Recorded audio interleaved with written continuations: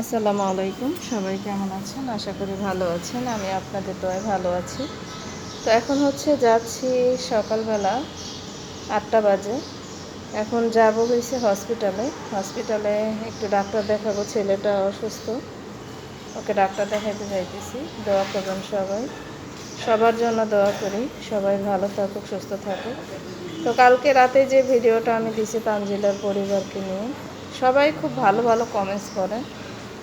ভালো লাগে সবার কমেন্টস শুনলে, ঠিক আছে? তো সবাই যদি এভাবে কমেন্টস করেন, আসলে ভিডিও বানাইতেও ভালো লাগে, করতেও ভালো লাগে। তো সবাই দোয়া করবেন, যারা শোকাহত পরিবার। আমি তাদের জন্যই না, আমি সবার যারা শোকাহত আছে সবার জন্যই দোয়া চাই। কেননা আমার মা মারা গেছে, আমি বুঝি যে আসলে যে শোক জিনিসটা কী, আর মা মারা গেলে যে কতটুকু কষ্ট, কতটুকু দুঃখ, এটা আমি ভালো করে বুঝি, ঠিক আছে?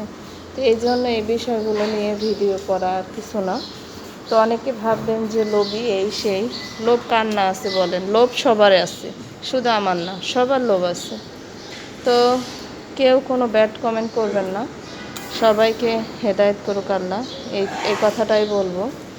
আর তানজিলার শরীরটাও যথেষ্ট পরিমাণ খারাপ, অত বেশি একটা সময়ও নাই হাতে। তাছাড়া মেয়েটা অনেক উইক হয়ে গেছে। দোয়া করি আল্লাহ তাআলা সুস্থভাবে ওর বেবিটা দুনিয়ায় নিয়ে আসুক।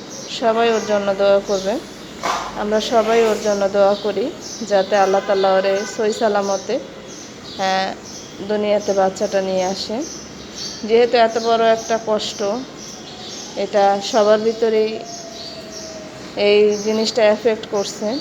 তো ফাতেহা নাজনীন আপু তো আসতে চাইছে, সে টিকিটও করে ফেলার চিন্তা ভাবনা করছিল, কিন্তু আনসারটালি দেখা যায় তার ছোট ছেলে তাবিব হঠাৎ করে পড়ে যায়, হাতটা ভেঙে গেল।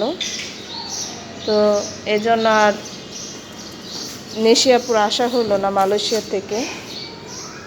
তো দোয়া করবেন সবাই।